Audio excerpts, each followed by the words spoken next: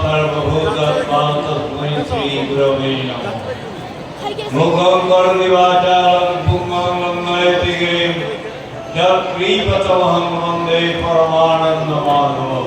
हे माधव, हे আমার প্রাণের ঠাকুর জীবনের শুরু দ্বারা তোমার অতুল চরণে আবার সমন্বিত প্রণাম জানাই। মুক্তকার মহারাজ মহন্ত মহারাজ সহ সাধু সন্ত বৃন্দের চরণে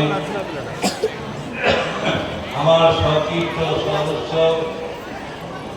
রাষ্ট্রসভার সম্মানীয় সদস্যগণ, জেলা সদস্যগণ, সহসভাপতিগণ, বিভাগীয় সদস্যগণ, ঠাকুরের প্রার্থীয় শিষ্য এবং শিষ্যাগণ সকলকে জানাই জয় গুরু সম্মান। আজকে আমাদের কাছে একটি বিশেষ দিন, 111তম সার্বভৌম ভক্ত সম্মেলনী। ঠাকুর বলেছেন, জীবনে আমি যদি আর কিছু নাও করে যেতে পারতাম, এই সম্মেলনেই আমার স্মৃতি রেখে যেত। তাহলে বুঝতেই পারছেন এই সম্মেলনের উদ্দেশ্য এবং গুরুত্ব কতখানি। আবার সবচেয়ে গুরুত্ব পেয়েছে এইটাই, এদিকে 111তম সার্বভৌম ভক্ত সম্মেলনী, আর আমাদের এই খড়কুশমায় 11তম সম্মেলনী হচ্ছে। 5টা একের সমারোহ, অতএব অবশ্যই আমরা ভাগ্যবান। এই কারণে যে আমরা 4টা শতবর্ষ দেখতে পেয়েছি আমাদের এই জীবনে।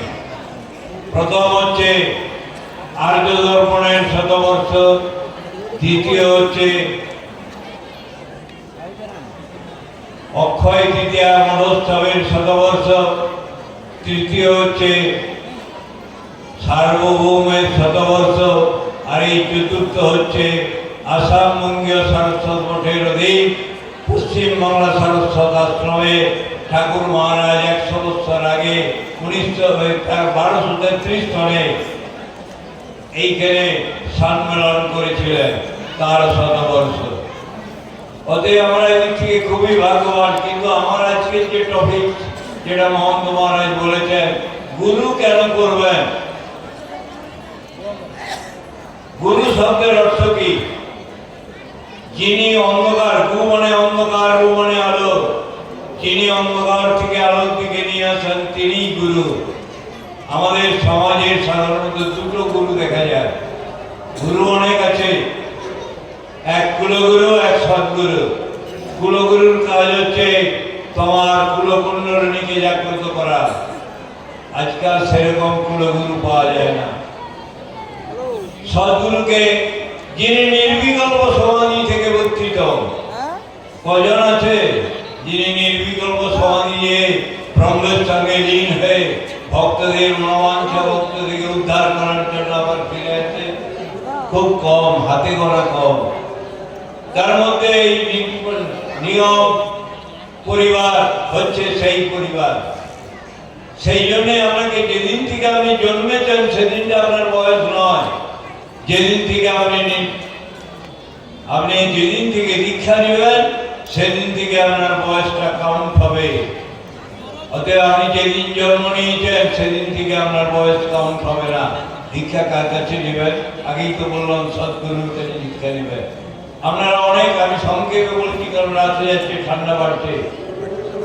আপনারা অনেকেই আসল গাছ বড় গাছ দেখেছেন। আসল গাছ বড় গাছের নিচে কোনো চারা হয় নাকি? কোনো চারা হয় না। অথচ দেখুন 5 তলায় যেখানে জল পড়ছে, সেই জলের কান্ডারের কাছে বটের চারা কিংবা আসুদের চারা হয়ে গেছে। কি করে হয়? না, পাখি খেয়ে হজম করে পায়খানা করে, সেই পায়খানার বীজটা হজম হলে তবেই সেটা থেকে অঙ্কুরোদ্গম হয়। তেমনি সদ্গুরু চিরকাল থাকে না। সেই সদ্গুরুর গাদিতে যিনি বসেন, তার মধ্য দিয়ে যে বীজ মন্ত্র আপনার কর্ণকুহরে প্রবেশ করবে সেই অঙ্কুরোদ্গম হবে, নচেত না। এটা যেন সন্দেহ থেকে আপনাদের সৌভাগ্য। এই সার্বভৌম ভক্ত সম্মেলনের 3 দিন, কালকে 27, 28 এবং 29 তারিখ, 3 দিনে মহন্ত মহারাজ উপস্থিত আছেন। আসাম বঙ্গীয় সারস্বত মঠের পূজ্য পূজ্যপাদ মহন্ত মহারাজ তিনি 3 দিনই 7টা থেকে 9টা দীক্ষা দান করবেন। অতএব আমাদের এই সুযোগ আশা করি আপনারা সকল গ্রহণ করবেন। সকলের সুস্থতা, সকলের ভালো থাকার কামনা করে, ঠাকুর চরণে সকলের জন্য ভালোবাসা কামনা করে আজ আমার বক্তব্য শেষ করছি। জয় গুরু। জয় গুরু।